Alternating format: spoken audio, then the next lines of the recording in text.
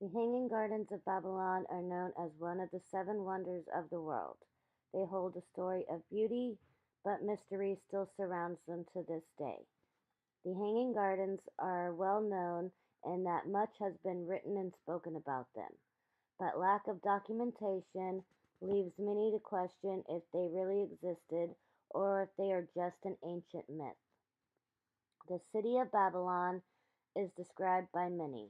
They all speak of the size of Babylon and the beauty that it held.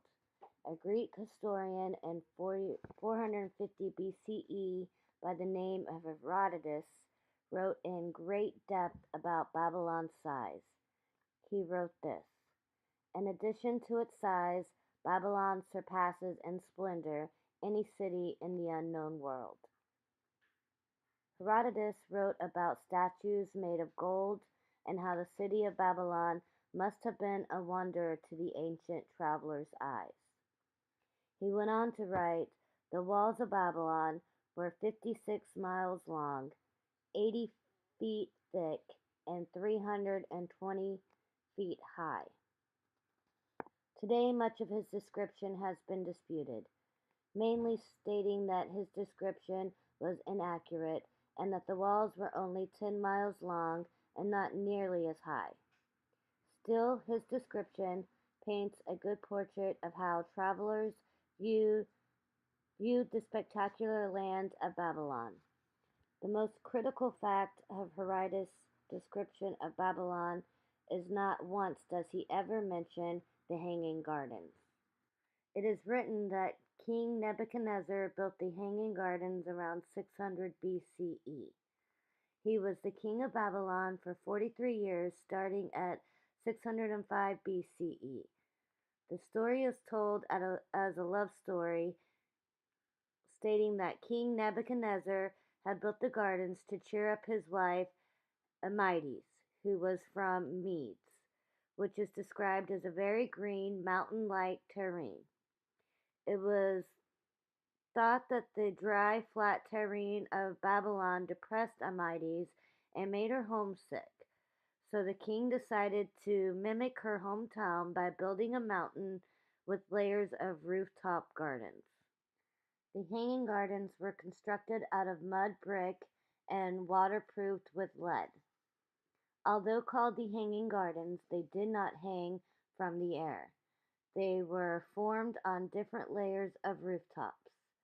The name came from the inexact translation of the Greek word "kermastos", which meant hanging and overhanging. This would describe the way the gardens looked when growing and hanging over the edge of the layered terraces. Along with the difficulty of constructing such spectacular gardens, there was the problem with how to water the gardens, since Babylon rarely saw rain. It is said that the king also constructed what was known as a chain pump to irrigate water from the Euphrates River. This riverbank is where most believe the Hanging Gardens of Babylon was originally constructed. What we know for sure is that Herodotus did not mention the gardens in his description of Babylon, and that most written descriptions of them are contradicting and baffling at best. In ancient writings, the Hanging Gardens of Babylon were described by Berosus, a Chaldean priest who lived in the 4th century BCE.